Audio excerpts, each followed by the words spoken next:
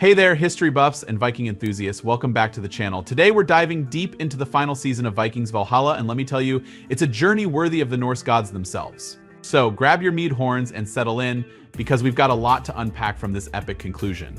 All right, let's start with the big change that sets the stage for this final season, the 7-year time jump. Now, some of you might be thinking, 7 years, what did I miss? But trust me, this was a brilliant move by the showrunners.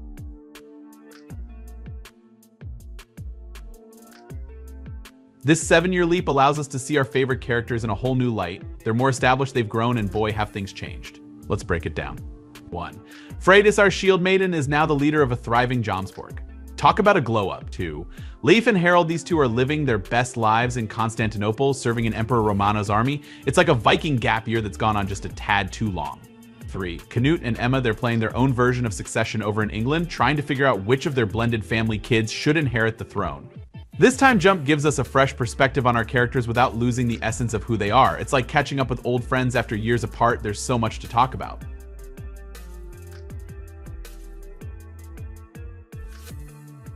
Now, here's where Vikings Valhalla really sets itself apart.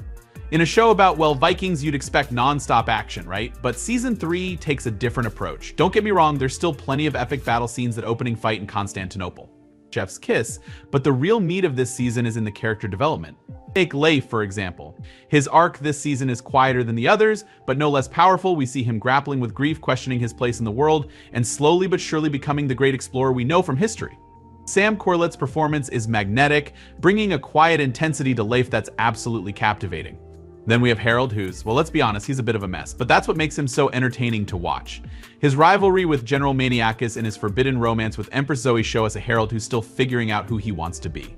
It's a far cry from the future king of Norway, and that journey is fascinating to watch unfold.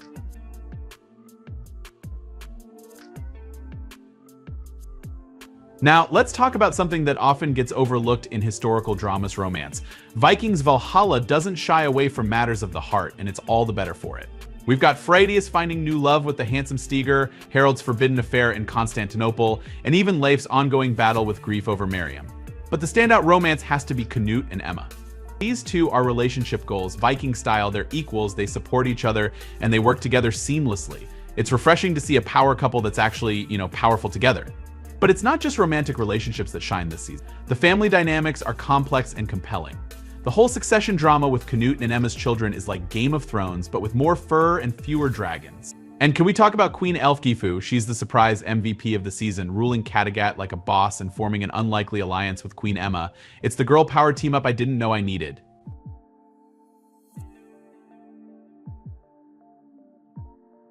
Now, let's address the red-haired elephant in the room, Eric the Red. We've heard about him for 2 seasons, and now we finally get to meet the man behind the legend. And boy, does Goran Visenjik deliver. Eric is charismatic, cunning, and just the right amount of terrifying. You can totally see why a bunch of Vikings would follow this guy to Greenland. Plus, he joins King Canute in the Hot Viking Daddy Hall of Fame, which is apparently a thing now. Who knew?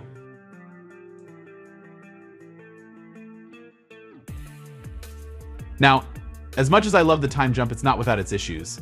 The biggest casualty here is Herold's arc, particularly his relationship with Empress Zoe. Their forbidden romance feels like it should have developed years ago, not just now. It's a small hiccup in an otherwise smooth narrative, but it does make Herold seem a bit stuck in place compared to the growth we see in other characters.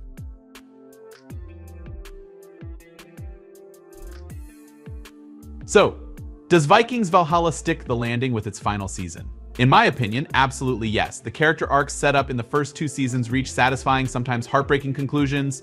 But here's the clever bit: while this chapter of their stories is over, we know there's so much more to come for these characters historically.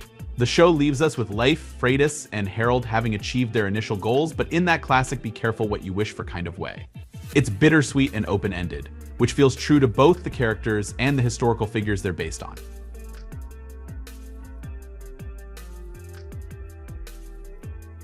One of the most intriguing aspects of this final season is how it sets up the future of Europe. We get tantalizing glimpses of major historical players, including a young William the Conqueror. It's like the show is passing the torch to the next generation of history makers.